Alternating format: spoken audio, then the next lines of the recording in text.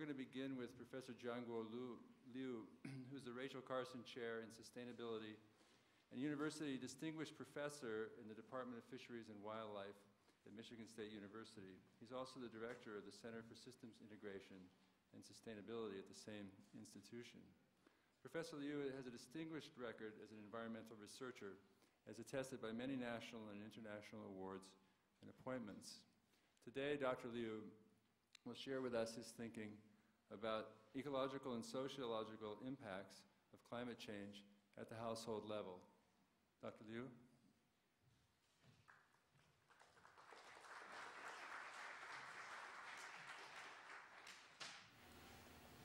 Thank you. Good morning again. And what I'm going to talk about is something that related to everybody, and your household and my household and other people's household. Okay? How the household dynamics would have impact on the environment, on the climate change, and also how the climate change could have impact on households. I will first provide a little bit of background information and then show you some patterns of household dynamics and discuss some implications of household dynamics for ecological and socioeconomic impact of climate change. And finally, I will outline a few challenges and opportunities in the context of household dynamics. As many of you know, that many studies have done research on ecological and socioeconomic impact of climate change, but they are often considered human population size or human population growth rate as important factors. This is not surprising because we have noticed that there is a rapid increase in human population size in the last several decades especially, but the increase rate has been slowing down right now. Okay? And many people project that global population size may decline by the end of this century. So this begs a big question whether the ecological and the human socio-economic impacts of climate change also decline as the population size decline. Okay? In order to answer this question, we need some alternative approaches. And one thing that we're all familiar with is a household. Household, as everybody knows, is a basic socio-economic unit which has one or three or two or many people, okay, who share accommodations and housekeeping. Okay. By household dynamics in space and time, I mean three things in this talk. And there are temporal changes in household size, the number of people in the household. Secondly is the number of households. And thirdly is the spatial distribution of households. And I will show you some patterns of household dynamics next. And as you see from this slide, in China, U.S., and the world, okay, 141 countries, when we analyzed the data from the United Nations. And what we did was to compare the growth rate of human population size and the number of households during 1985 to 2000. Okay? As you see here, the annual growth rate, the number of households increased almost 2 times as faster as the population size for China. Okay? The difference between the growth rate of household numbers and the population size for U.S. is smaller, but for the world average is something between. Okay? And the major difference between the growth rate of household numbers and the population size is due to the reduction in the household size over time, largely. And for China, you can see here, in 1985, there were about 4.5 people in a household. Now it's about 3.5. And according to the projection, there will be a smaller number of people in a household by the year 2015. And we're below 2.7 people per household. For the U.S., and the average number of people in a household was much smaller in 1985 because the decline in the household size took place more than 1 century ago. Okay, so the time that the U.S. began to decline in household size was much earlier than China and many other countries in the world as well. So for the whole world, also similar patterns in the decline over time in the household size. So this slide shows the global numbers of households under different household size. The green line is assume that the household size is the 1985 level. Assume that we don't change the household size, okay? And the blue line means we don't make any assumptions, just the household size continue decline over time. So if you see the difference, this is the number of households by millions, okay? And by the year 2000, we can see more than 157 million extra households were formed due to the reduction in the household size.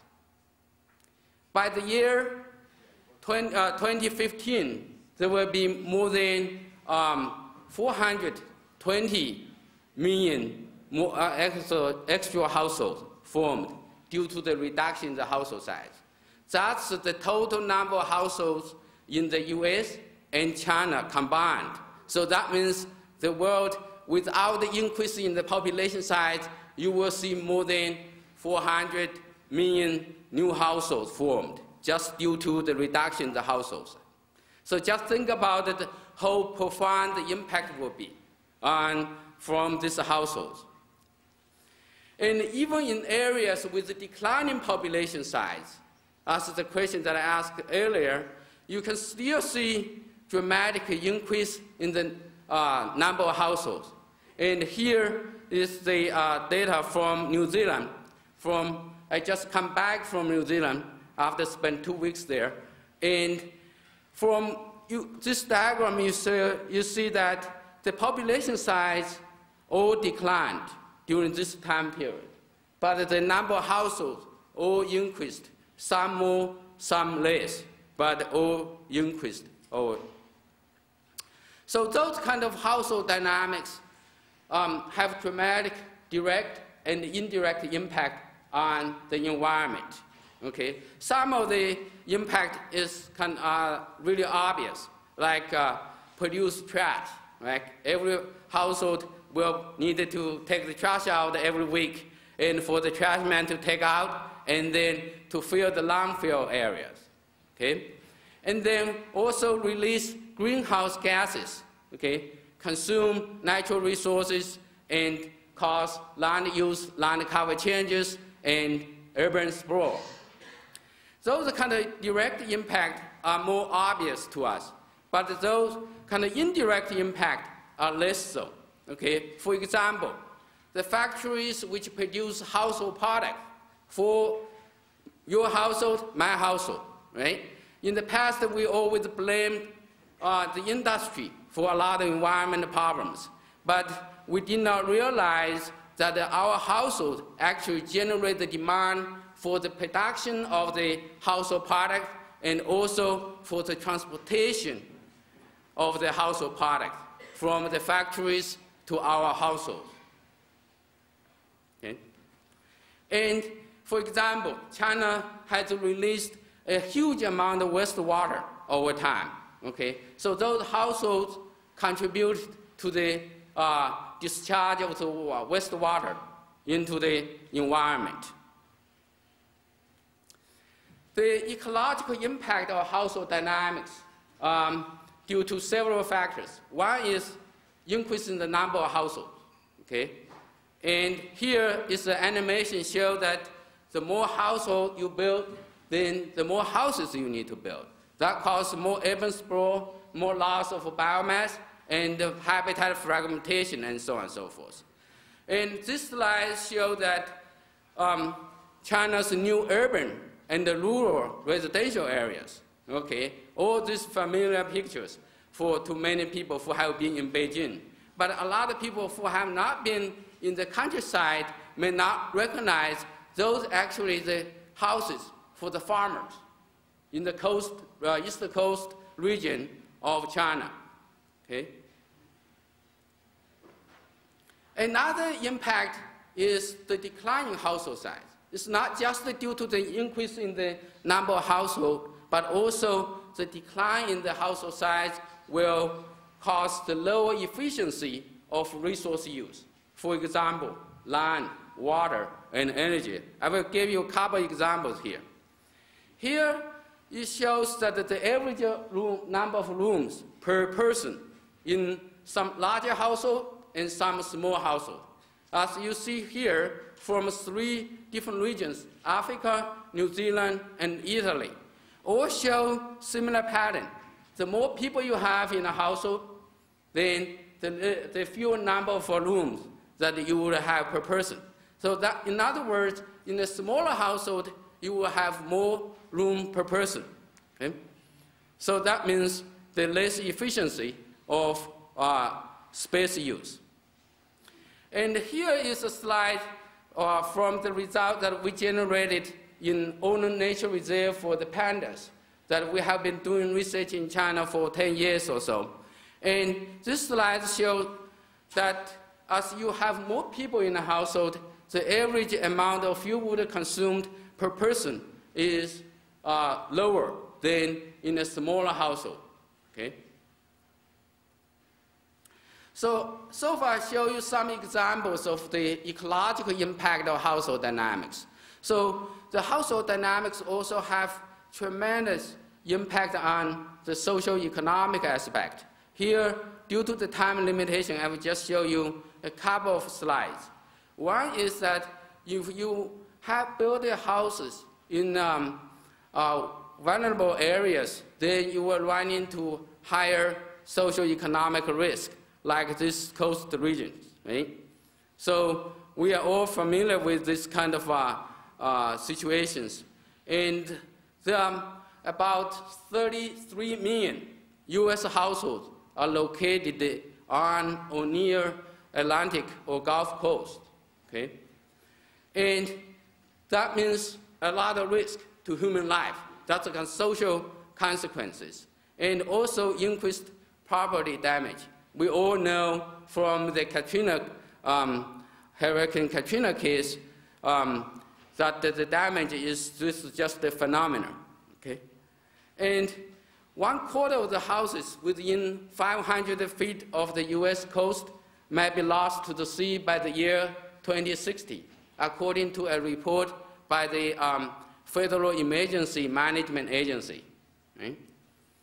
And not just those people who are living in the coast area will sacrifice this kind of consequences, but those who are far from the coast will also share the sacrifice, because we're all taxpayers, and we have to pay the money for the federal government to recover the damage. And also, federal government provide flood insurance for those households which have houses in the risk areas. So we are, in a sense, in the same boat, right? And next, I'd like to outline some challenges and opportunities. One is kind of obvious. You have more households, and then you would have more widely distributed ecological and socio-economic impact across the space.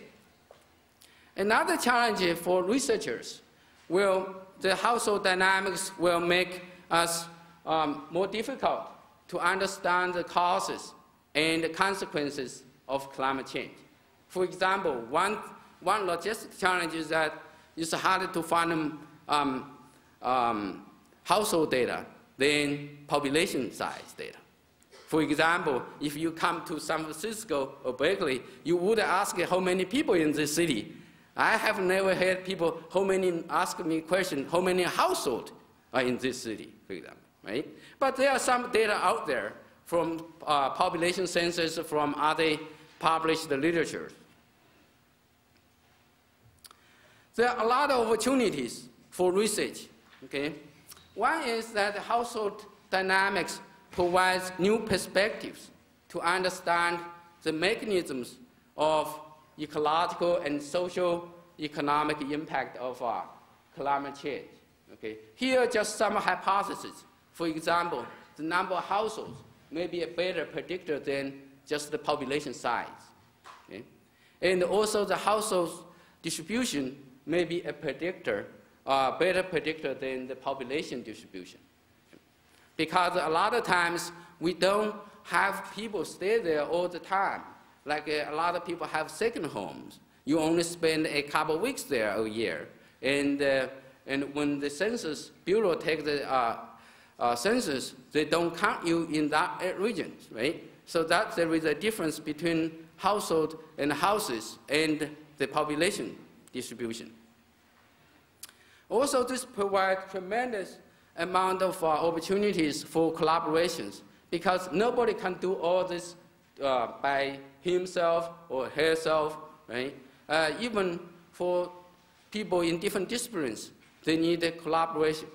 And for example, the social scientists are needed to understand the household dynamics and to assess the socio-economic impact.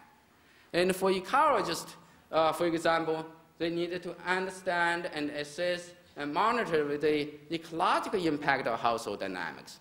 For policymakers, and I think it's important for them to develop more effective policies using the information generated from ecologists and social scientists and other researchers to minimize ecological and socio-economic impact of household dynamics. By working together, we can achieve the ecological and socio-economic sustainability goal. Right? Also, there are a lot of opportunities to engage different stakeholders.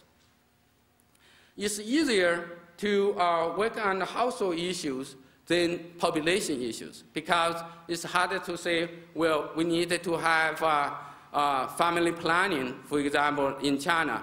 And for those who are familiar with the family planning, it's a daunting challenge to convince people to have fewer babies, right? But if we have ways that we provide incentives to share the household resources,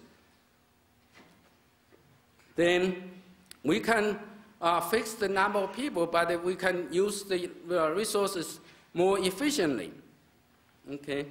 And by providing this kind of incentives, and for example, the owners of the house may rent some of the rooms out to some people, right?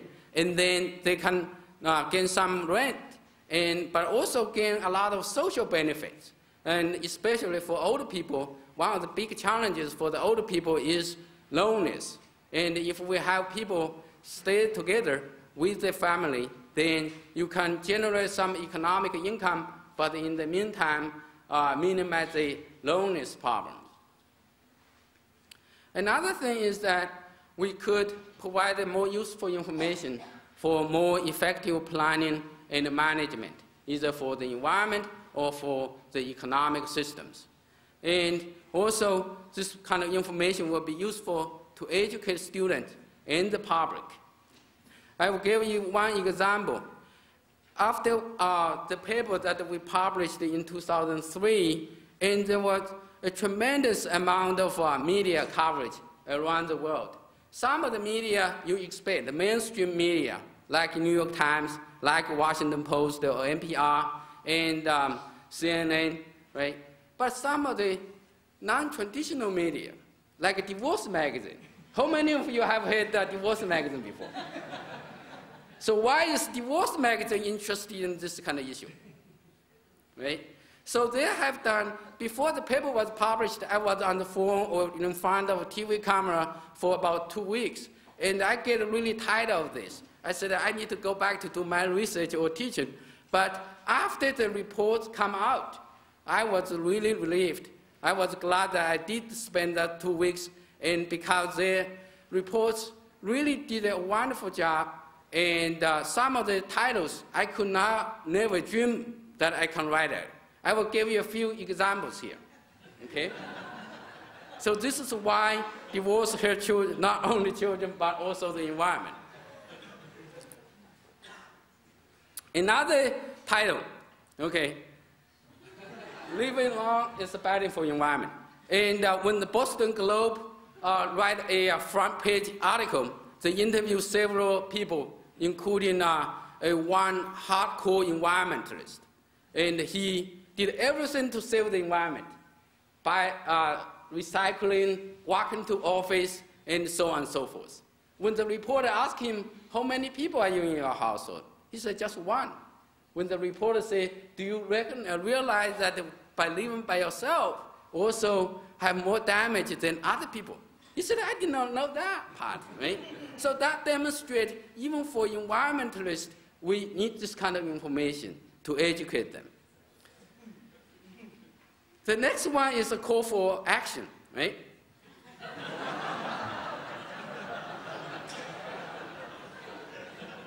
So now it's really common because people live longer, and when the children are grown up, they move away. A lot of old people just have one person or two people if the spouse is still alive. So you have a lot of empty nest out there. So how to address this kind of issue is really a challenge. But also, this is something that we experience every day, right? So let me just quickly summarize what we talked about. One is the number of households increase much faster than population size. And this trend will most likely continue, okay? And secondly, the ecological and the socio-economic impact of climate change due to household dynamics need to be systematically quantified. There are some studies here and there study the release of greenhouse gas, for example, by the household or residential development problems. But we need a more systematic way of research on this important topic. And also, the increase in the number of households and the continued decline in the household size pose serious threat to the environment, but also in the meantime provide us a lot of opportunities and challenges. And finally, this is the call for action too, is to, when you do your research or do your outreach or making policies, consider household dynamics, right? Because this is an important issue that is related to your household, my household, and everybody's household, as I mentioned in the very beginning. And finally, I'd like to thank my collaborators and many people who helped with the project. And also, a lot of issues that I talk about during the talk come from these two papers. One is the Nature paper that I mentioned to you before, and another one is to talk about China's environmental issues in the globalizing world, okay? And I have some reprints in the front desk, and if some of you want to download the PDF file, you're welcome to go to the website. Thank you so much. Appreciate your time.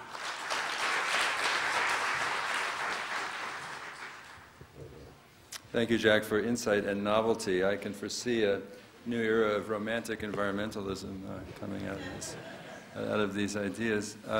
Our next speaker, Professor Erda Lin, is an eminent Chinese environmental economist from the Chinese Academy of Agricultural Sciences, where he also serves as Director General of the Agro-Meteorological Institute and Agro-Environment and Sustainable Development Institute. Professor Lin is also a member of the Subcommittee for Population, Resources, and Environment of the 10th National Committee of the Chinese People's Political Consultative Conference, and Executive Board member of the Chinese Agro-Environment and Ecological Protection Society, and member of the Scientific Board of the Chinese Meteorological Society and Executive Board of the Chinese Sustainable Development Society. Dr. Lin has received many professional commendations and national awards for his research and leadership. This morning, Professor Lin will speak to us about climate change, the impact on agriculture, and building the sustainable adaptive capacity. Professor Lin?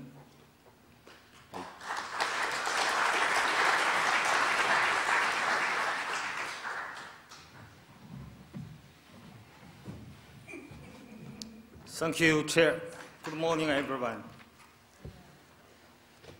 I have been delighted by Prof's talk this morning and feel very happy to have an opportunity to stand here to introduce the Chinese study of climate change on agriculture. Yes, I come from Chinese Academy of Agricultural Sciences. So this morning, my main topics will focus on the impact of climate change on agriculture.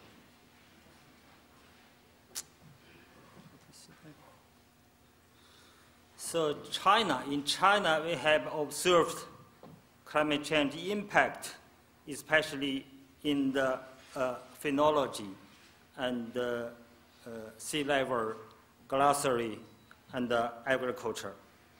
So from this figure, you can find the yield of change with temperature changes for the different crops. U.S. and China, both U.S. and China have assigned the UN Framework Convention on Climate Change. Both countries agreed to stabilization of greenhouse gases concentration to allow to ensure that food production is not threatened. But in the past 100 years, the changed climate had impact on the socio-economic and the regional environment and the distribution of different economics and Unequal and the threatened systems. This figure will also concern the future impacts. This figure gives the very large range of the climate change. Based on the IPCC scenarios, in the next 100 years, the climate will be changed from 1.4 to 8.5. So the impact is very different. If the 5.8 degrees changes, the adverse impact will happen very soon. If the lowest changes, the adverse impact will in the future. So many countries is concerned climate change impact issue. So there are several bilateral cooperation to do the investigating the impact of climate change on Chinese agriculture. We cooperated with UK. UK governor is supported the project. We also carry out a project with U.S. in 1994. U.S. organized the country studies to do this cooperation. Right now, we are also negotiating with Australia and Canada to do the cooperation project in China. This study is develop some climate change scenarios for China based on the observed change history. This is in 1951 to 2004, the temperature distribution in China. You can find in a lot of places we have observed warming is happening. But in the future, what will be future? UK Hard Center developed some process model to develop some scenarios of climate. These two figures show that is temperature changes based on the A1 and the A2 and the B2 scenarios. A2 is economic, develop quickly, more CO2 will be emitted. B2 is a sustainable development model, so less CO2 will be emitted. You can find in the different scenarios, they have different results in the future. This table summarizes the temperature changes in the A2 and the B2. Almost 4 degrees or 3 degrees will be happen based on the different scenarios. The rainfall also some changes. This figure is show that is rainfall changes, precipitation changes. The first is in the past 50 years rainfall changes. This is in the next 2080, almost around the 2080 rainfall changes based on the different scenarios. You can find the different regions have different changes. Using the scenarios, climate scenarios, we use the scenarios driven to develop a crop model to simulate the projected yield changes for main crops in China. These figures is shown in the 2080 is maize and the wheat, the yield change, possible changes. The red color is show yield will decrease. Green color will show yield will decrease. So from this figure, you can find that if even we consider CO2 fertilization, that means is high CO2 concentration will be benefit the photosynthesis will be increase the yield. Even we consider this due to the warmer climate will be short development period. So for maize and the wheat yield in the lot of places will be decreased. This table is summarized the projected changes average match yield compared with the yield and the baseline. You can find that is in the different scenarios, A2, B2 scenarios, in 2020, 2050, 2080. Without the CO2 fertilization, the almost yield will be decreased from the 5 to 10% in 2020, from the 20 to 36 in 2080.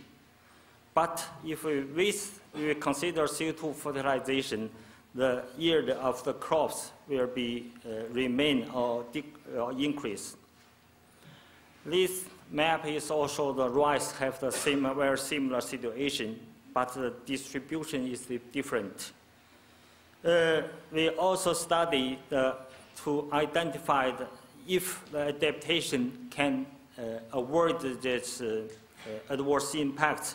We find that some adaptation technique can reduce the adverse impact, like adjust cropping category and crops rotation, and improve irrigation, and selection of planted crops, and adopt new varieties.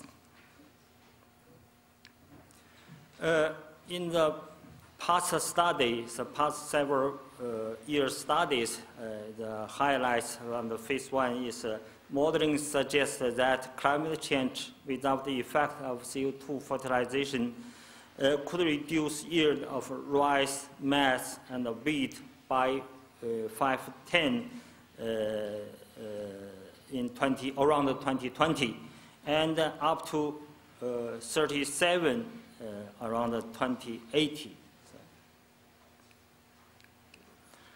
So based on this study, we use this table to summarize a framework of the impact in China. Because, like this is agriculture. In around 2020, the warming will be, temperature will increase 1 to 2 degrees. In 2050, temperature will be increased 2 to 3 degrees, and 2080 temperature will increase 3 to 5 degrees. We can find in the near future, cold disaster elevated in the northeast China. But in the longer, in the 2050s,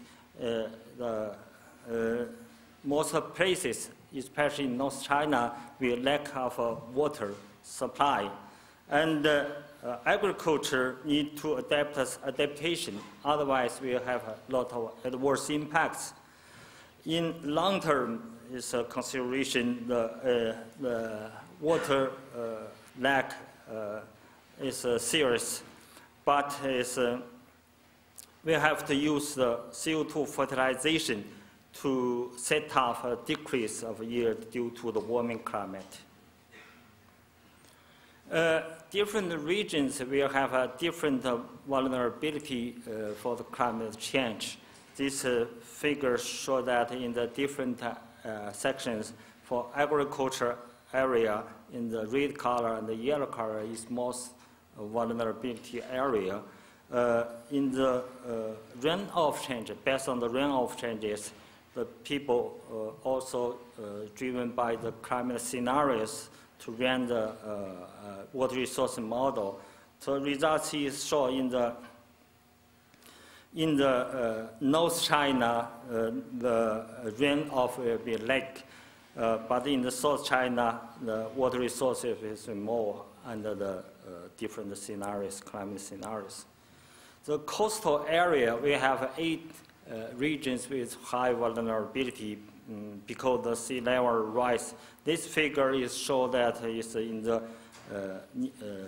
region near Hong Kong. If the sea level rise 30 centimeters, will be dangerous areas if we not additional protection.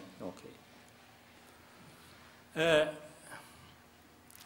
Based on the initial study, right now we carry out the deep study with UK cooperation project.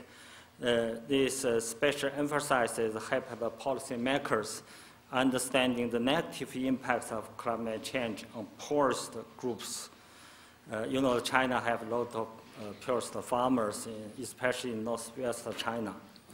The second is ensure the benefits for poorest group optimize, identify, appreciate adaptive options through the participation.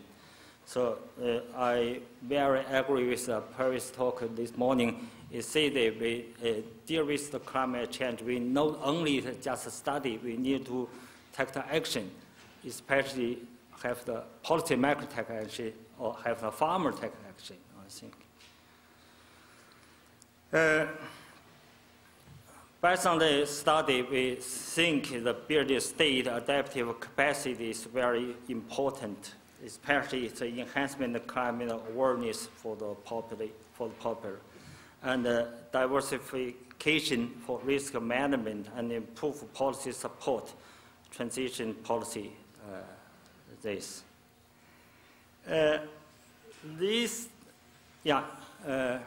Our team, myself, is also involved in the IPCC group, lead author group. IPCC right now is preparing his 4th assessment report. This table is our group is drafting a report, a framework of global impacts. Very similar with we use China's framework. You can find in the food crops in the 2020 and 2050 and the 2080 changes. It also, also that in the midterm long consideration, we should be consider the CO2 fertilization, how to offset the decrease due to the warmer climate. In long-term future, we have to consider adaptation. If we take the adaptation, we can maintain the yield. Otherwise, the earthworks impact will be suffer the world crop production. The IPCC group also consider the prices. Prices is for agriculture. You can find in the 2050, around the 2050, the agriculture prices will change from the negative to positive.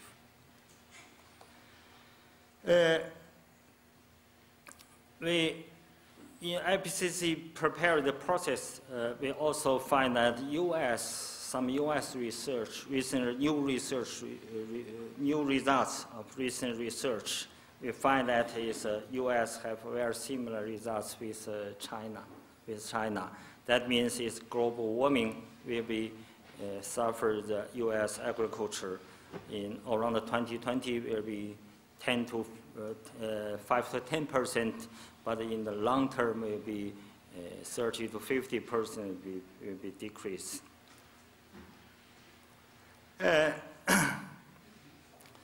Both U.S. and China's agriculture is very important. So this table is summarize cosmopolitan influence on crop production and food trade.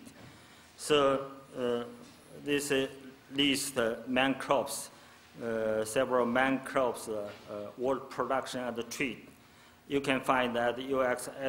export is for example, for maize is more than 50% among the world trade. Also, China's import is very large in the soybeans. So the climate change impact on food production is very large impact on the world production and world trade, I think. So, as I mentioned, the IPCC groups right now they prepared his new drafting report. Some possible new conclusion as follows: the moderate local increase in the temperature 3 degrees rather than 2 degrees can have a small benefit impact on rain-fed crops and the pasture in temperature regions. But in tropical regions now, tropical regions is suffer from the less increase. Further warming has an increase in negative impacts on all regions. And the climate change will increase the irrigation demand. Third is some adaptation techniques can avoid of 10 to 15% production in the yield. Based on these studies and assistance, I think we are facing many challenges. But we hope if we cooperation focus on the adaptation. This including the transfer of a new technology. Like U.S. have a lot of new technology in the agriculture and the other sectors.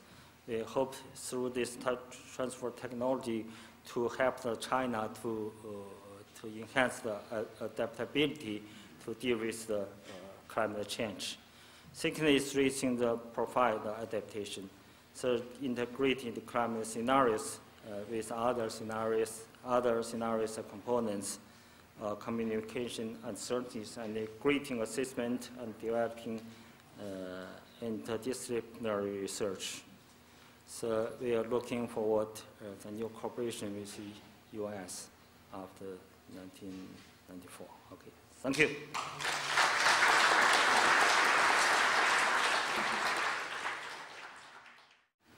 Thank you, Professor Lin. I'm now going to shift our perspective a little bit from academia and move towards private sector interests. I want to introduce Mr. Gary Guzzi. He's a distinguished environmental risk expert from the insurance industry, which, as you probably know, is in the vanguard of the financial sector, for better or worse, in dealing with environmental risk management. Mr. Guzzi has extensive senior experience in both public and private sector environmental work, including posts as General Counsel and Senior Attorney at the U.S. Department of Justice, where he handled major environmental litigation from the Everglades to Alaska. He was also a Senior General Counsel and Director of Legal Affairs, I believe, at the U.S. Environmental Protection Agency. Gary has practiced environmental law in the private sector as a partner in the law firm of Foley Hoag, and has served as a consultant to the U.S. Senate Environmental and Public Works Committee, the Chesapeake Bay Foundation. He's been a visiting scholar at the Environmental Law Institute. And today, Gary will talk to us about business consequences of climate change risk. Gary?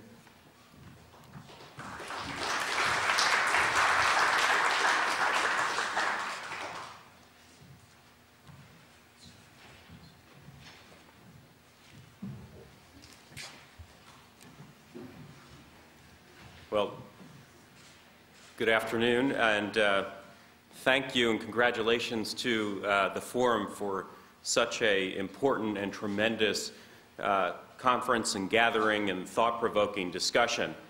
You know, in listening to today's proceedings, I'm sort of reminded of I thought, a very insightful statement I heard about climate risk a while ago, and that is that where something exists in reality, you know, it probably exists in theory.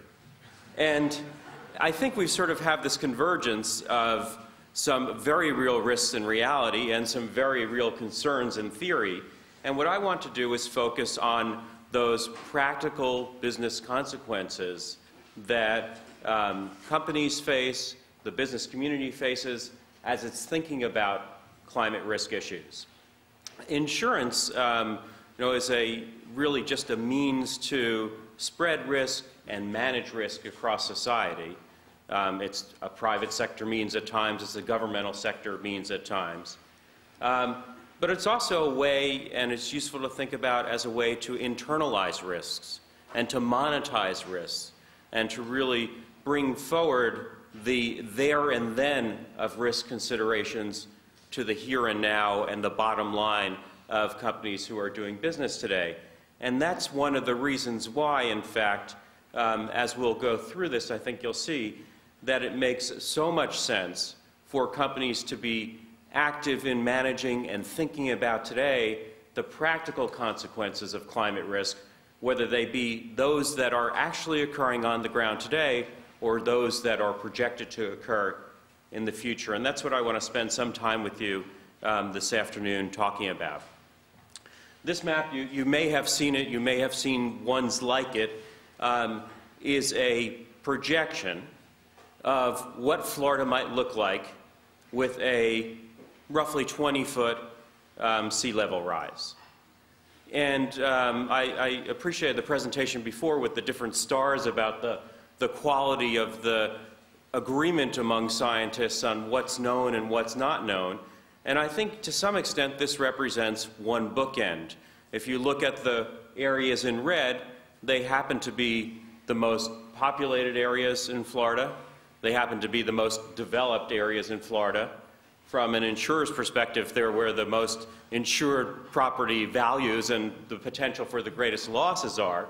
But all those red areas would be inundated with a 20-foot sea level rise. And certainly no one knows if that will happen. There are some projections that suggest that it may happen by the end of this century, so we don't know when it will happen. But we certainly know that as we think forward, that is a concern and a very real one. But let's contrast that with the other end of the bookend, which is what did happen last year. This is maybe difficult to read, but each one of those tracks is a storm track in the Atlantic Basin from the last hurricane season. Each one, something like 28 more than the letters of the alphabet. We got to Greek or Latin, I don't know which one. But we also know that last year was the hottest year on record, as has been said. And there's increasing quality of science about the correlation between mean sea surface temperatures and the severity of storms, perhaps the frequency of storm-related events. The Insurance Information Institute, a nonpartisan group of insurance researchers, tells us that 6 of the 10 most expensive hurricanes in U.S. history happened in just the past 18 months. So in some ways, these are the bookends of what is happening on the ground and what may happen in the future. On the frequency of events side, significant increases in severe weather events that are causing concerns and a range of losses over the last 15 years on average. And certainly some suggestion, and if you were watching the news at all today, from some of the government researchers and weather predictors, that we'll have a similar kind of season this coming hurricane season. That's why a company like Marsh, and let me just take a minute for folks who aren't familiar with Marsh & McLennan, we are the largest insurance brokerage company in the world and risk advisory company in the world, which means that we don't actually assume the risk the way an insurance company would, but we help our clients to understand how to manage that risk, what the risk is, and then where that involves accessing the insurance markets, we assist them in doing that. So for example, we work with 70% of the Fortune 500 in the U.S., global corporations, governments, nonprofits, to help them do that. And that's why we put out a climate change risk alert to our clients last month, which really tries to go through and help people think through the range of risk issues that might be seen. And let's talk about what some of the real on-the-ground risk issues are. Certainly in the near term, Hurricane Katrina helped to crystallize thinking about what some of the impacts could be. Beginning with the Global Risk Network in Davos, we identified climate risk working with Swiss Re and Merrill Lynch as one of the most significant issues facing business today globally. Hurricane Katrina, think about it for a second. About $60 billion in losses, 1,500 deaths, there are disputes in that amount. Oil and gas facilities, 160 platforms affected, maybe 450 pipelines affected, 250 to 500,000 homes lost, 600,000 jobs affected, entire power systems for states shut down. And so when one thinks about those risks from a single storm-related event, and I want to be clear, that may or may not be a climate-related event. We can't be certain about that, but certainly increasing trends and indications of both severity and frequency of storm-related events. And I think, lesson there that you might not be able to rely fully on government for planning purposes and for business continuity and just day-to-day existence. Those are some real impacts that get people to sit up and pay attention. Add to that storms, other kinds of storms, wildfires, the effects of sea level rise in and of itself. And companies who are doing business now have to start thinking about what's happening to their facilities, what's happening to their power supply, what's happening to their transportation capabilities, what's happening to their communications capabilities, what's happening to their supply chains. And as people are doing business on more and more of a global scale, those kinds of impacts are becoming even more acute. Likewise, companies need to be thinking and are thinking about the effects on health, whether it be the European heat wave, which led to some 15,000 premature deaths a few summers ago, to effects on customers and employees from things like West Nile virus perhaps showing up where it never has been before, or malaria or dengue fever. These are some real concerns as well. Lost business resources. You know, if you're about to spend billions of dollars to site a hydroelectric dam, you might want to think about whether, in fact, future projections of snowpack will sustain that investment over time. If you're a pharmaceutical company who is sourcing materials in fragile ecosystems, and the leading source of the lining for a stent that is used to address arterial sclerosis comes from a plant that was discovered on Easter Island in a fragile ecosystem. And that's now been commercialized and is the leading source of that material. The concern about loss of biodiversity and its real practical consequences. Loss of aquifers due to salinization, if you're a company who's involved in the production of fresh water, or a crystal geyser who depends upon the snowpack. Or a company who's involved in forestry products.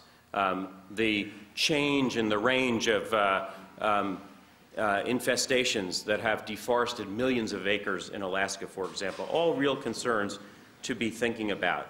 And then there are the sort of softer concerns of pen stroke risk, meaning regulatory compliance costs, and things like reputational risk. And certainly in the U.S. and increasingly globally, there's been a very strong effort by institutional investors and shareholders to organize around these issues and call attention and increasing disclosure to them. And certainly there are public expectations that have arisen that environmental issues are going to be dealt with, and dealt with by business in a responsible way. I mean, I have a 10-year-old kid, and I think if you look at kids, you get a good sense of what the future looks like. And my son loves to play on the computer. He loves this game called Backyard Soccer. And if you click on one of the leading players, a guy named Kobe Jones, who's with the LA Galaxy, sort of the Mia Hamm of men's soccer, a charismatic figure with dreadlocks, the leading international scorer in the U.S., you click on Kobe Jones and he says, when I grow up, I want to be an astronaut or a superhero. If not that, I want to study environmental law. And it's like, you know, this issue has arrived. The public expectation is here that business and government will deal with these issues and deal with them in a responsible way. And that raises a number of real risks for companies. Risks from litigation if they don't do that, and we're increasingly seeing sophisticated litigation being brought. The oil and gas producing companies are the subject of litigation with Hurricane Katrina, saying that they contributed to sea level rise, which exacerbated the problems and the loss of homes in the Gulf Coast. There are claims where environmental groups and states have successfully demonstrated standing, particularized harm, real impacts, and that the court can really help them address those issues in cases in federal court in the U.S. I mean, increasing risks and increasing competitive analysis of whether one industry is well positioned, one company in an industry is well positioned versus another to be able to address those issues. So that's also, I would just say, real risk to directors and officers of companies who might be thinking about these issues. Well, one other area that I want to just take a minute on, which is the insurance industry itself, which increasingly is focused on these issues. In part, the National Association of Insurance Commissioners in the U.S. has a new task force to look at affordability and availability of insurance in light of climate change. Some of the catastrophic modeling that's been done. A company called RMS, Risk Management Solutions, which is one of the leading catastrophic modelers, has now brought together scientists and said, we can't just rely on past experience. That doesn't work, as we've seen.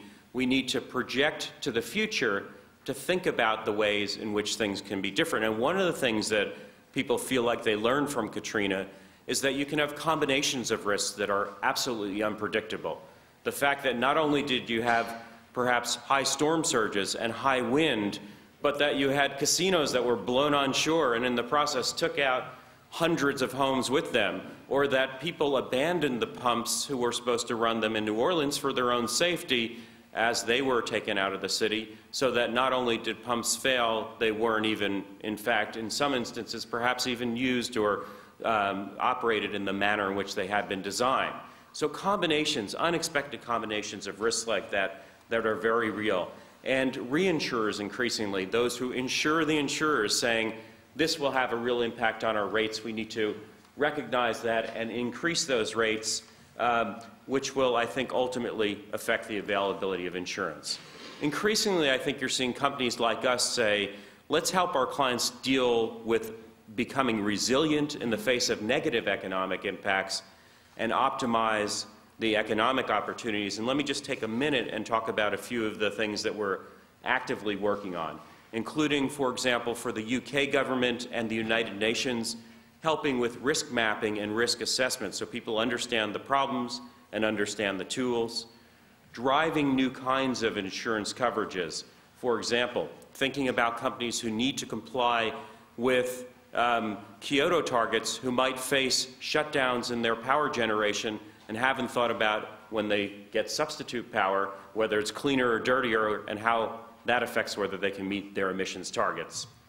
Economic analysis to help companies and governments design these systems, think about when trading makes sense, when we should be achieving reductions, and how to go about doing that. And on the opportunity side, with this convergence of concerns about climate, energy prices, and energy security, increasingly providing operational risk cover for things like offshore wind generation, which has a whole unique set of issues associated with it, or optimizing carbon value in some of the emissions trading markets, so that a company who goes into a developing country and faces a range of risk issues for a new project that will generate carbon emissions credits, such as a new technology, or a risky counterparty, in other words, a company that might be a startup company, or new kinds of operational risk, or just doing business in a country with which it might not be familiar, or under an international regulatory scheme that may be untested. These are a range of risk issues that, by addressing them, we can help to lubricate trading, help to increase the availability of carbon emissions credits, and really provide some key solutions that will help to achieve emissions reductions and compliance with international treaties. So there's probably no easy answer to any of those, no easy answer, for example, to how you address all those risks, but driving the insurance markets and putting them together to develop some private sector solutions for business. Let me commend to you one other thing, which is our risk alert is available at this website, and it really, I think, profiles many of the issues that I've been talking about and should give you some further insights into it. But thank you, and I hope we have some time for questions later.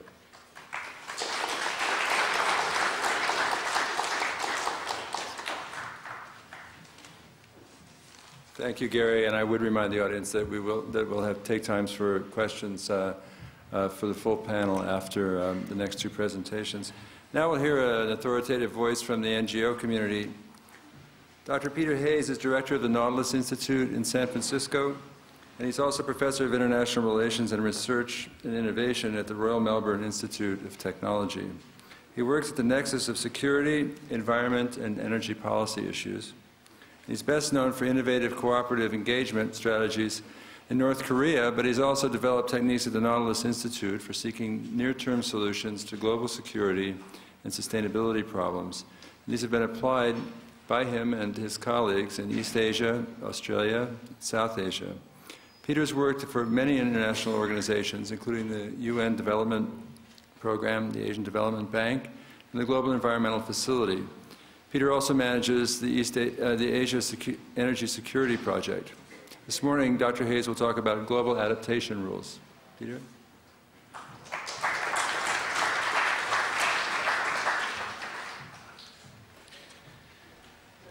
Well, I'm embarrassed I don't have a PowerPoint. I'm PowerPointless, and I stand between you and lunch, which is a dangerous place to be, I think. So I'm going to be very brief.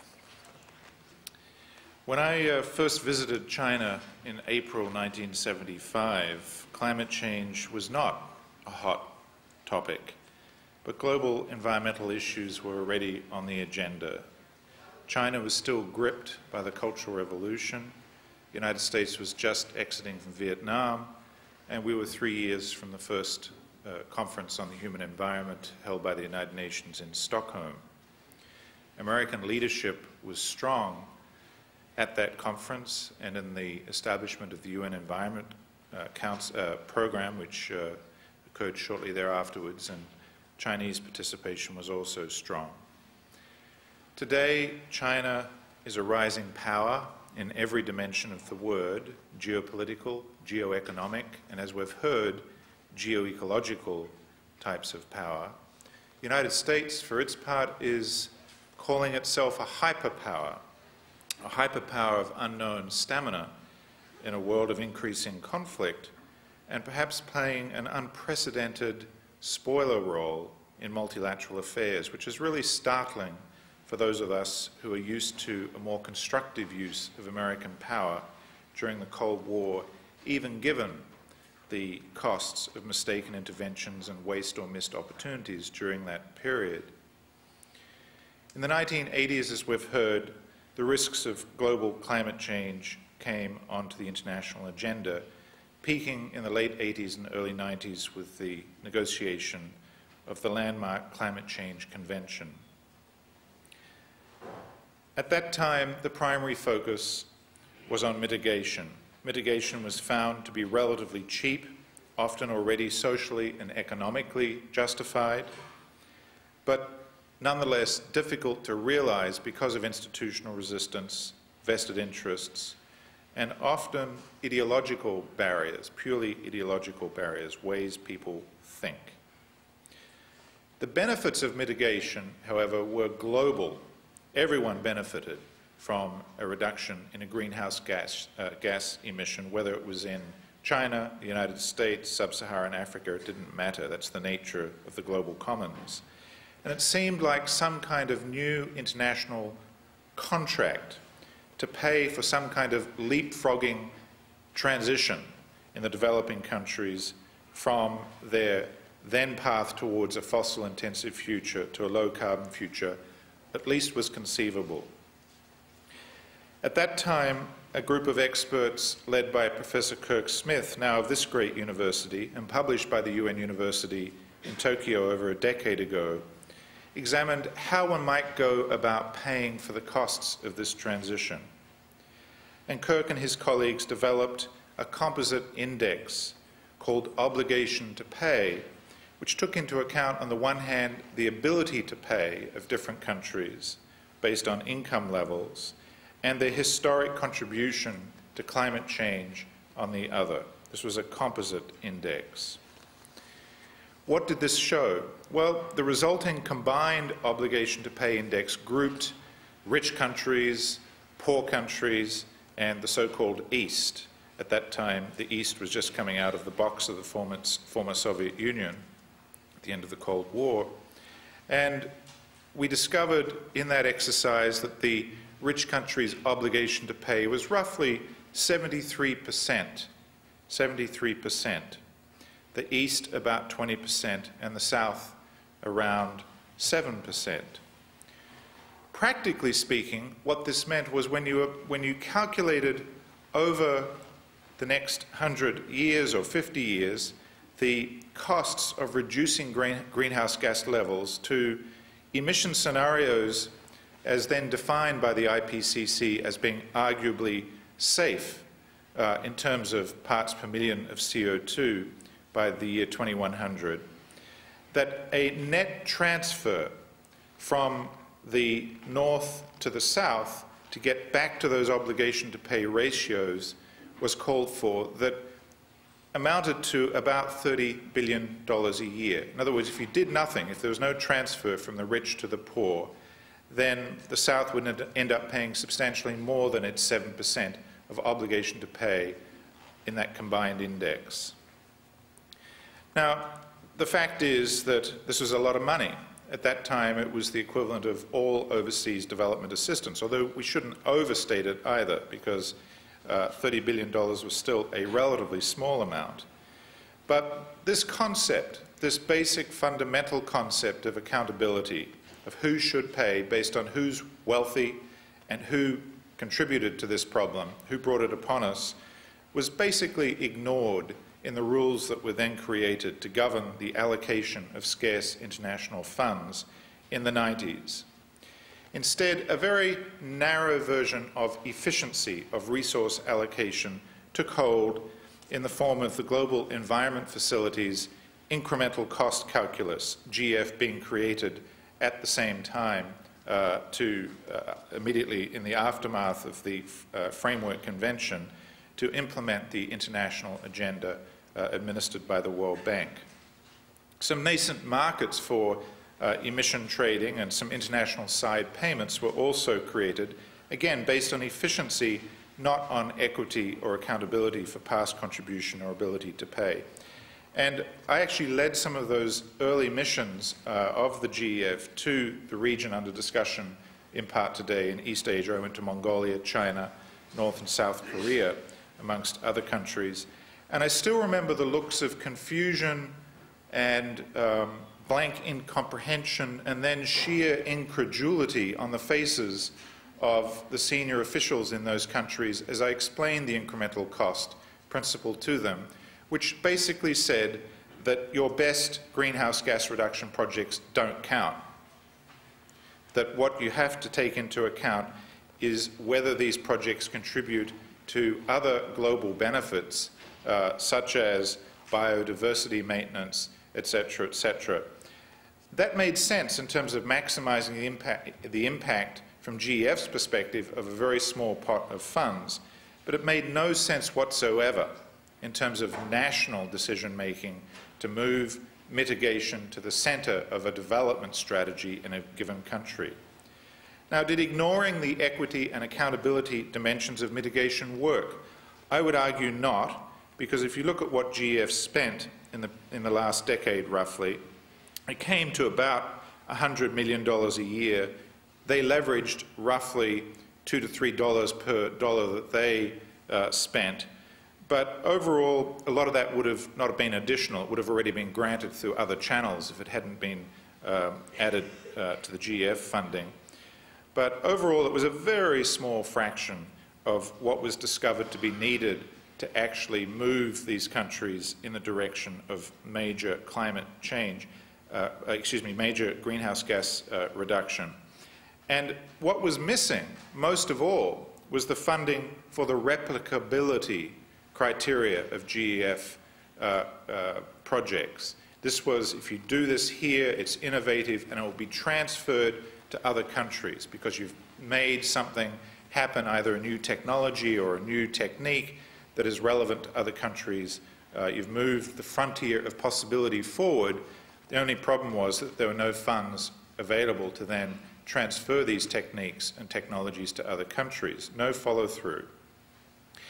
Now, the situation hasn't changed much today relative to the 90s, and the fact that this is the case, I think, is really scandalous. I don't know a word in English that I can say in public powerful enough to state how scandalous this failure has been. In French, there is such a word. It's gaspillage. I don't know if there is such a word in Chinese, but it's an absolute scandal that we are in this situation. Now, as the data that we have heard about this morning piles up, we are now aware that we're in a world of unambiguous global warming. And as a result, a number of countries have realized that they better start pushing now for funding for adaptation responses and not just focus on the mitigation agenda anymore. Adaptation differs to mitigation in many ways. Societies have always adapted to variability in climate, and that makes it difficult to distinguish additional effort in response to anthropogenically induced climate change from that which was already existing. Furthermore, adapting strategically at a local level creates mostly local benefits, whereas mitigation was clearly global, and therefore you could make some kind of global compact based on mitigation. Everyone had a common interest. The fact is that many of the impacts that we have heard about will impose costs that exceed the locally justifiable benefits of feasible adaptation, thereby transferring huge, potentially gigantic costs onto precisely those who are least responsible for inducing climate change in the first place and are least able to pay for it on the other hand. These costs are likely to be much greater than those related to mitigation, which are already unaffordable for roughly half the world's population. whatever support is lent to them on the mitigation front is being quickly overwhelmed by the costs incurred on the impact and adaptation front. This is here and now, not 50 or 100 years in the future. And finally, the funds available to support the adaptation response in these countries is even less than for mitigation. There is a new kind of set of institutions rapidly being established by the GEF and the World Bank on adaptation funding.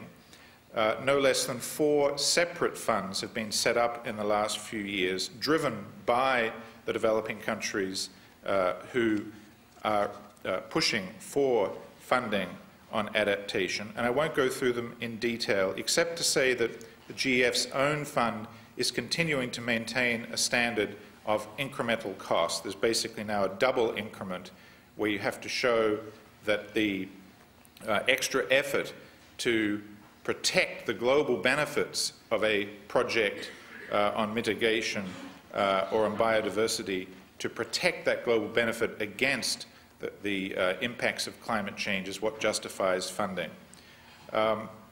The other funds that have been established, the Least Developed Country Fund, the Special Climate Fund, and the new fund, the Adaptation Fund, all work to a different principle, which is simply the absolute cost involved to a country and the threat represented by climate change impacts to their development strategies. But the total funding involved is rather tiny. Currently, the best estimate that I have is by the year 2008 or 10, we might have about $150 million allocated through these 3 funds. That's not per year, that's total for all countries. And this can only be described as pathetic. I mean, it's barely going to move the world in the right direction. Maybe it's a 1% effort. This is a huge shortfall. 99% of the work remains to be done. Even as the main game is shifting from mitigation to adaptation, the poor are subject to double or triple jeopardy. They don't just have the risks of climate change impacts on their health, on their land use, on their often non-existent insurance, etc., their food insecurity. They're already overwhelmed in many instances by internal or regional conflicts or the destabilization, dislocation of their communities due to the processes of globalization through economic activities. And we do have some real-world examples of this that have now been studied carefully and have been well documented in the literature. So I'll conclude by just a couple of remarks about what should be done. This international set of institutions, I think, needs to be strengthened greatly. The governing structure needs to be democratized radically, especially for the GEF. We should not only be radically expanding the GEF, we should be insisting that the entire portfolio of World Bank projects, at least 60% of them are climate sensitive, should be as a matter of course and procedure examined for their climate impacts and adaptation requirements. We should greatly strengthen the UN Development Program, the implementing agency of the UN that actually creates the communities of practice. We should mainstream climate change, and I won't say much about that, that'll, I'm sure, come up in the next panel, in development strategies. And above all, we should be focusing on the capacity strengthening of civil society organizations, particularly through networking and joint training in developing country regions themselves. A final comment on the United States and China. What is critical is to reintroduce high-level working groups between the United States, not just at the science level, but on technology transfer and other critical policy areas affected by climate change. Because as we saw on one of the earliest slides today, the United States and China will be very, very big emitters in the future, and of the 6 or 7 big states that will break or make the climate over the next century, they are probably the 2 most important. In the technology transfer, it's very critical that American technology be made available and that we not repeat the failure of the attempts to transfer advanced coal technology in the mid-1990s, where commitments were made and then not fulfilled.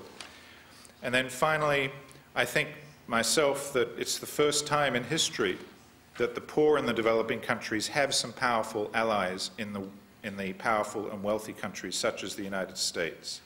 And really only an unprecedented and an unpredictable, what I'll call swarming of thousands and millions of acts of solidarity between cities, between individuals, between civil society organizations, states, some nation states, will actually mobilize the resources that are necessary to meet this shortfall that I referred to earlier. The fate of the Earth truly hangs in balance, and we really do need fearless leadership at every level. I appreciate your time, and have a good lunch. Thank you.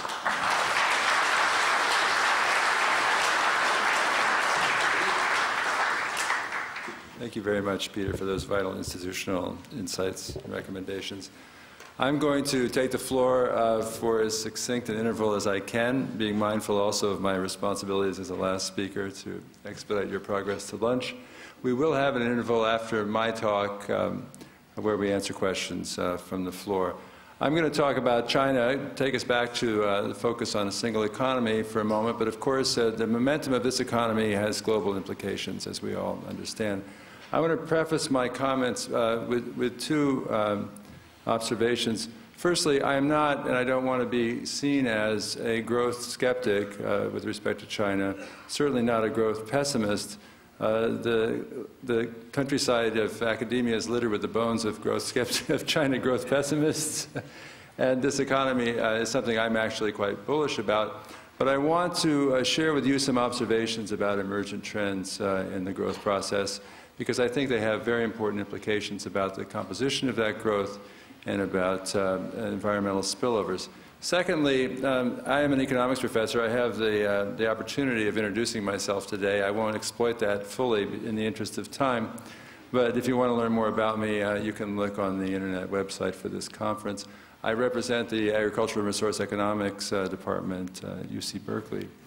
Now, I'm going to talk about economics. I only have one slide, which is a purely environmental slide in this presentation, but I want to challenge you to look at each slide and think about its environmental implications, because I very deliberately have decided to present economic issues which should evoke your thinking about the environment.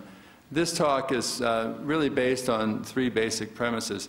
The first is that despite its extraordinary competitive success, China is a resource-constrained economy, seriously constrained in many essential resources. Apart from labor, in fact, there are very few abundant resources in China.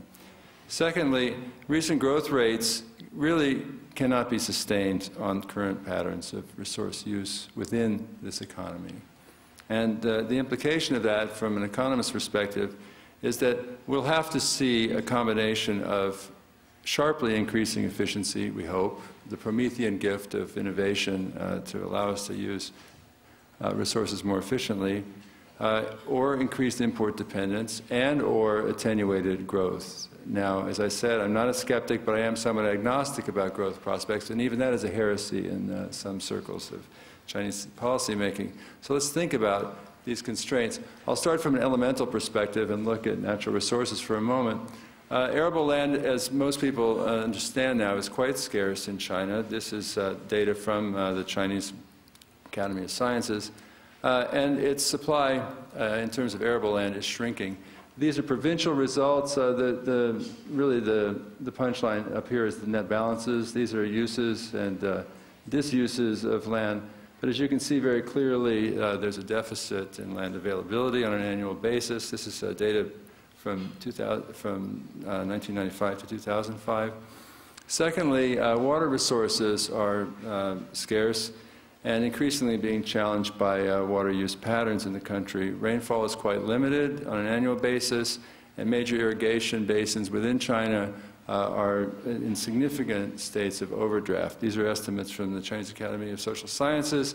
And as you can see, aquifers, on current use patterns, aquifers and water tables are falling in very significant water basins, including the three major river basins in China.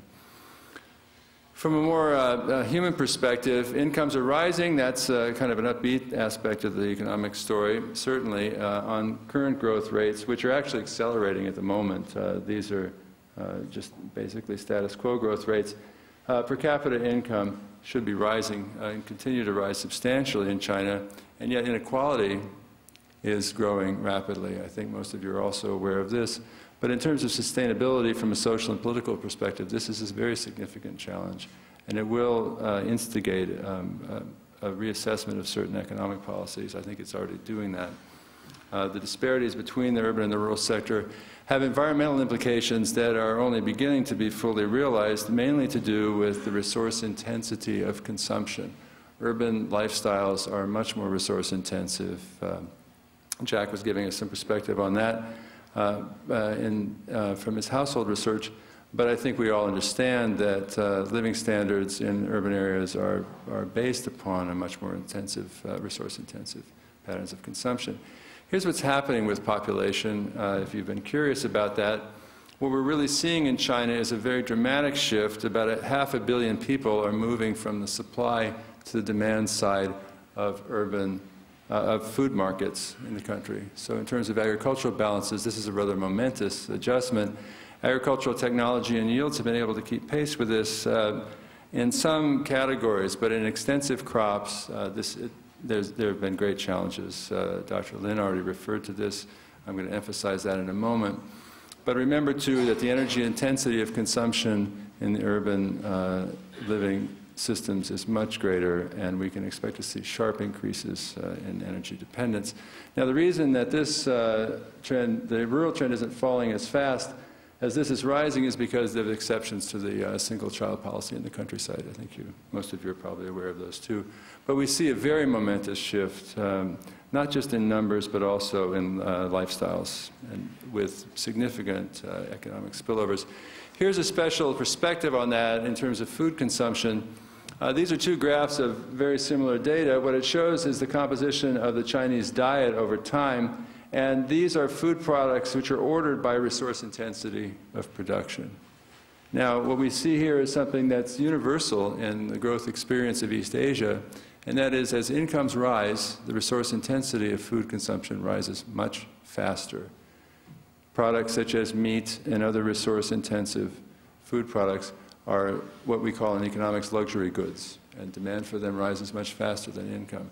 So what we're seeing here is an intensification of the resource content of the food supply, which has, again, very significant implications for China's food self-sufficiency and for global agricultural markets. What these very cursory observations really lead to is a sense that despite remarkable productivity growth in China, the implications of these trends for supply and demand are inescapable. China's growth can only be sustained by increased absorption of resources from the rest of the world and resource-intensive product imports.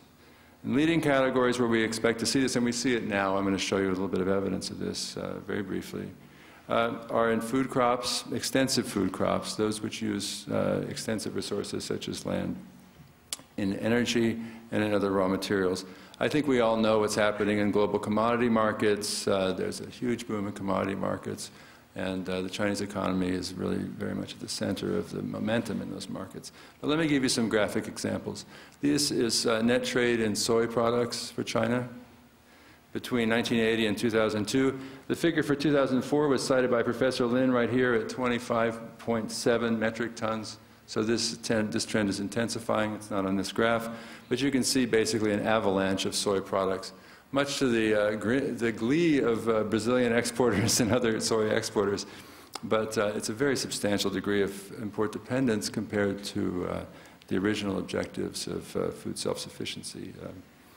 In energy, we see exactly the same trend, but in a different order of magnitude.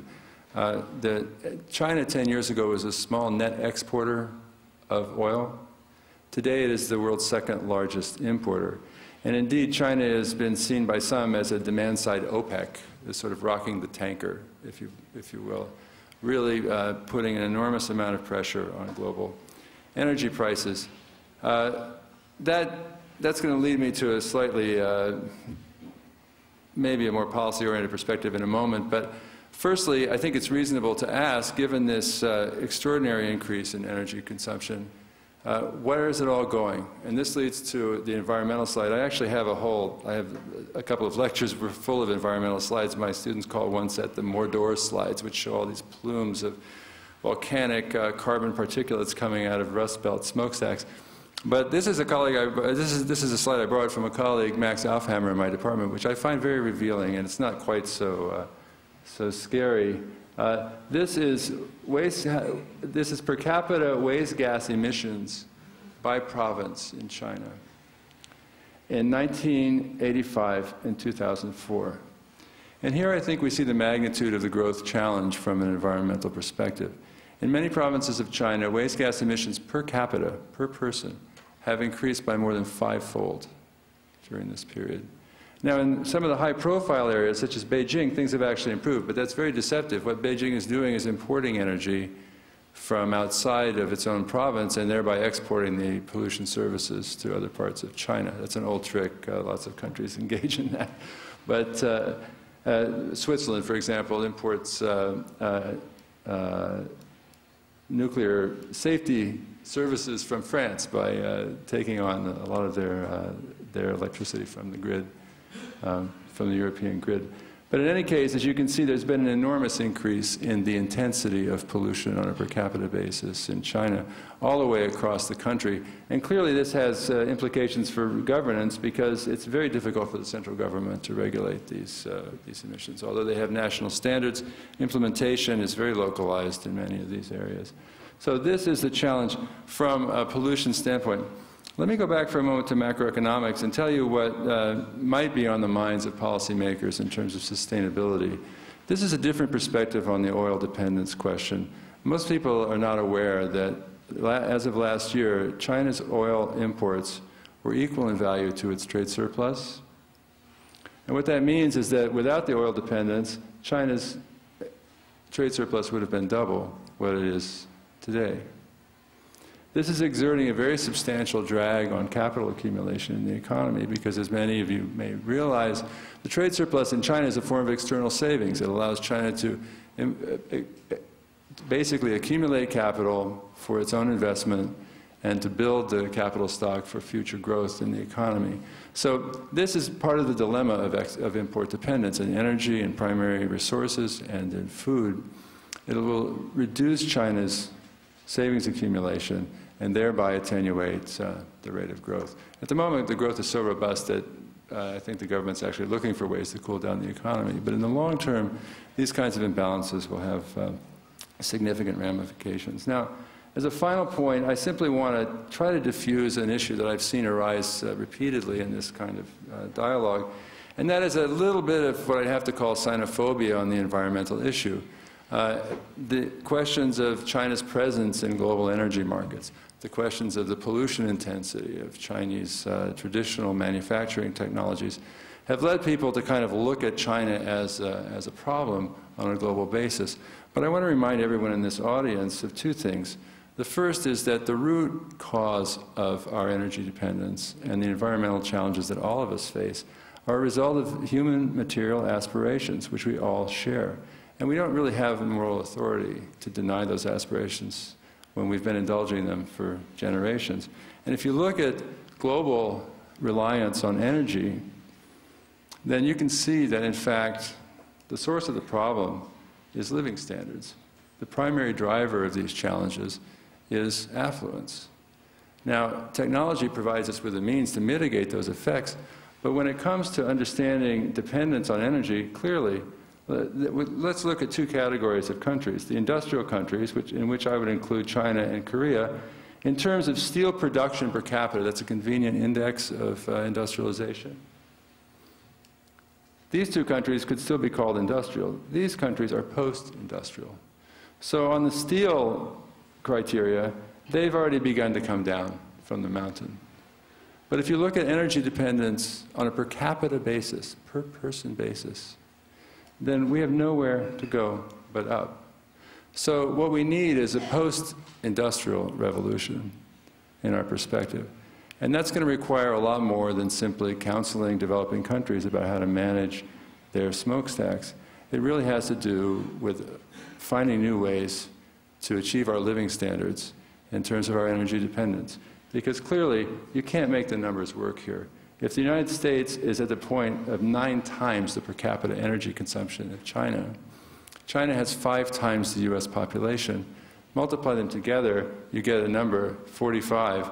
You can't do the arithmetic on global energy markets. I'm sorry. In fact, it stopped a long time ago because there just isn't enough out there to sustain these living standards for these numbers of people. So we really, I think this is really a call for more cooperative solutions to this challenge. And I hope that, that the kinds of institutions that Peter and others have talked about can help us achieve a more collaborative approach to these challenges. Thank you very much.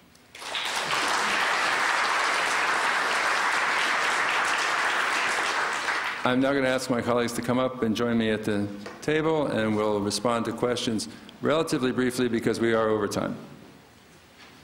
Thank you, everyone, for your patience. Let's go ahead and take a few questions from the floor.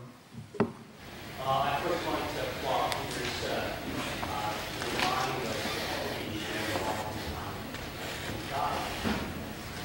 Development is a great way to task. My question that Steve tried to do in regards to using some household as a particular variable for it's very important concept. However, as we go to understand the size of household are determined by household income and household population. So when you typically, for people who are living on a larger household, less material consumption per person. So I also understand how we can use the variable size of household as a particular policy instrument to look at actions.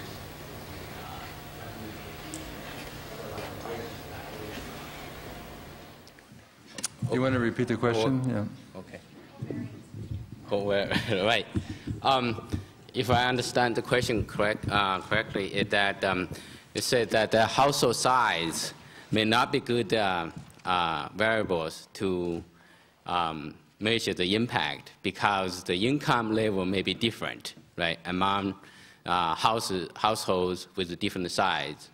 And I think in some cases that's true, but in some other research that people have done, you assume that your income level similar per person, okay? And the resource use efficiency is higher in the households with a larger number of people, okay? So that makes things equal. The income and everything will be the same. So you avoid that kind of problems.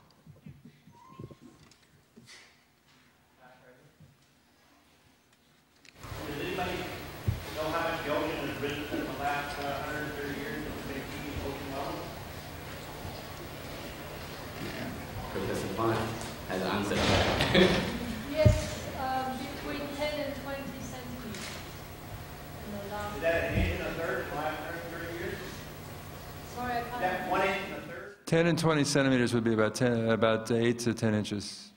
Well, not going to go to 1 and a third inch in the last 130 years.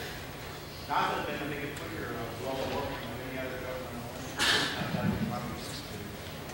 1 and a third inch is 0.01 inches per year in the last 130 years. No, sorry. That was not, that's everybody that I talked to in that geological business doesn't say that. The threat is Greenland. If all of Greenland melts, we're looking at 7 meters. 1 and a third inches, that's what I heard.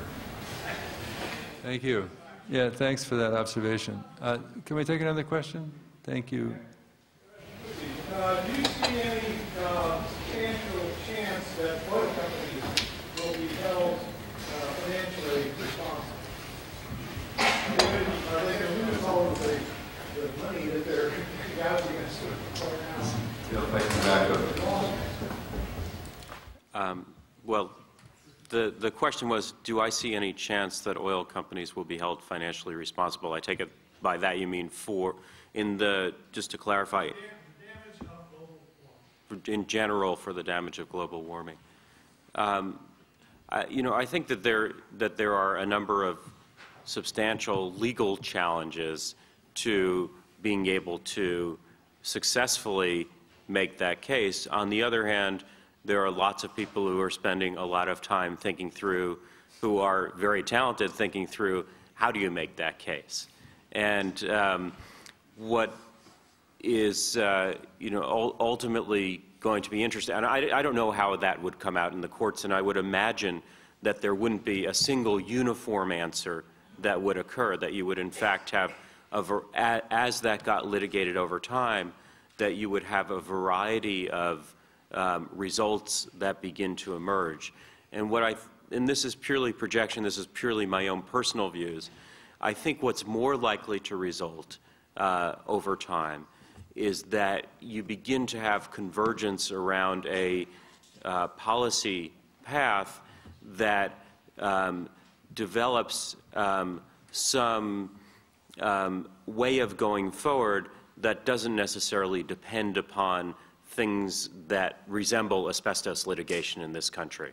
A mass tort litigation, public nuisance litigation, that's the real tool to drive policy results, but that instead you begin to have a number of companies who take leadership positions, and I think we've begun to see that in the oil production industry, and that begins to drive behavior and governmental responses that ultimately address the issue. The problems are ones of, from a legal perspective, are ones of causation. How do you parcel out any particular company's action to a global problem, and then how do you relate back ultimately any particular event to that contribution?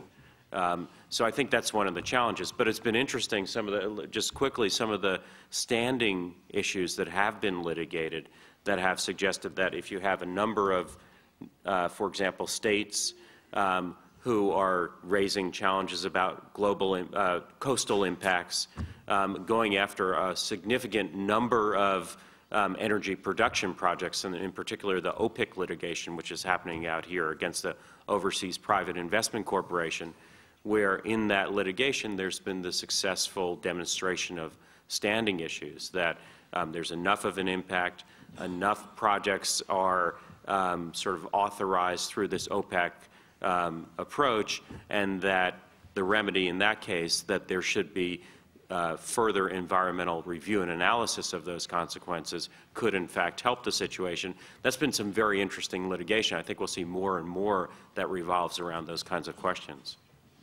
Thank you. Next question. We have a question here, and I'd like to ask the panel to repeat the question. Well, the translators. I'm curious to know where you see some of the greatest opportunities for changing on a broader scale the social values that reflect how we manage our resources and how we impact our inequalities, and what might you recommend for individual action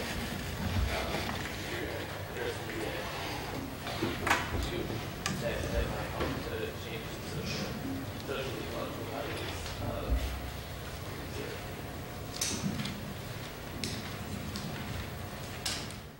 I think amongst the most effective have been... Can we repeat the question? I'm sorry. What are the most significant ways to change social values on these questions? Is that correct? Yeah. Particularly with respect to individual action, did you say? Yeah. Yeah. Starting in the schools is tremendously important, and in that regard, the provision of curricula, teaching materials, environmental media. There's a very important, there are a couple of projects that do that in China. There are many efforts in the United States, but getting the kids when they're young is very important. Secondly, building a vibrant civil society sector that at the household, neighborhood, community level, builds resilience and reduces vulnerability and puts up policy challenges both at the state, national, and international level. This, of course, is a burgeoning phenomenon in China as well as very important here. And then finally, very targeted strategic interventions by those organizations can make a huge difference. I'm ashamed to say as an American citizen that it's the Natural Resources Defense Council project and a couple of foundations, the Energy Foundation, Blue Moon Fund, a private foundation in the United States, and a few others that are doing more at this point on climate change projects in China than the entire, to my knowledge, U.S. government in China.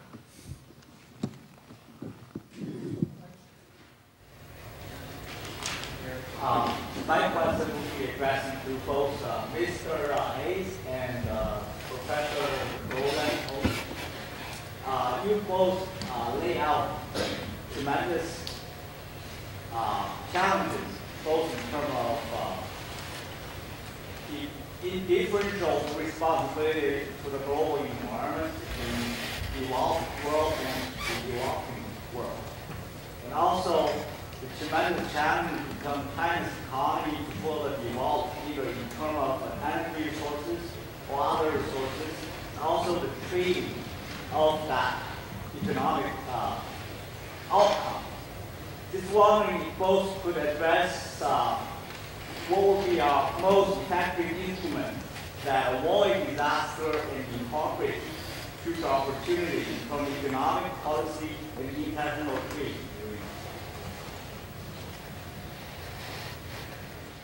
The question was addressed to the basic issue of how we can achieve, correct me if I'm wrong, more effective multilateral approaches to climate change mitigation, particularly in the North-South context. If you don't mind, I'll just take a little bit of initiative because I'm sure Peter's going to say what I could contribute anyway, so I want to take a little bit for myself. I think by far the most effective potential instrument is cooperation, and I feel that it's been sorely underutilized recently, but I think even over a longer time horizon. We really need to establish more robust institutions for sharing information so that researchers can improve the basis of evidence for our scientific and economic understanding of these processes. We need to improve institutions for formal and informal communication, for policy coherence, and when it comes right down to it, recognize the role of the marketplace and the need for coherence in recognition of environmental standards across boundaries. I think Europe's providing some very interesting leadership there, and I hope that some of those initiatives can get traction in a global environment. Having said that, I'm concerned about the polarization of North-South environmental issues. I'm concerned about the moral agenda that I referred to earlier. I really think that we need to, I think the most developed countries need to recognize not only their contemporary but their historical responsibilities to take leadership in overcoming these challenges. I would simply add that the knowledge flow is very critical, which goes back to cooperation across all kinds of boundaries and borders. There is no need for a number of countries to repeat the worst errors, for example, with respect to the motor car and urban design, that we have now got to undo in the richer countries. The use of markets, particularly carbon credit, I think is going to be very big business and will have enormous reverberations in many different sectors. The pushing for very stringent standards, corporate social responsibility standards, and then the leadership of major multinationals, which can then bring those standards into play all around the world very quickly, is very important. But what is necessary is to also provide the resources for domestic companies that are then facing competition from the Intels, say, who take their standards from California to Shanghai in a couple of days. The locals have then got to compete, and to compete they need proper support. and they should get that support. And then finally, I think cities have an absolutely crucial role to play, and we'll hear about that tomorrow. But I think that cities, for example, could go into the carbon reduction business with their own operations and assets, sell those carbon credits on the new markets, and then use those resources to do some of the redesign and adaptation work in their own communities, and then network directly. There's no need for Karachi to go through Delhi and Washington in order to deal with San Francisco. They should just be networked directly, and that should be very high velocity, very rapid communication and cooperation. Cities represent probably 60% of the transformation of energy and mass that is resulting in this problem, and their leadership often don't have a lot of financial assets, but they have tremendous power and legitimacy in those communities, and they need to use it. I'm going to ask my colleagues if they have anything they want to add very briefly, and then in recognition of your appetites, I think we'll adjourn. I want to remind everyone that we'll resume at 2 p.m., not at 1:45 as the schedule indicates. Anyone have a final point they want to add? All right, in that case, I'll be available individually, and I think my colleagues probably will be too. Thank you very much.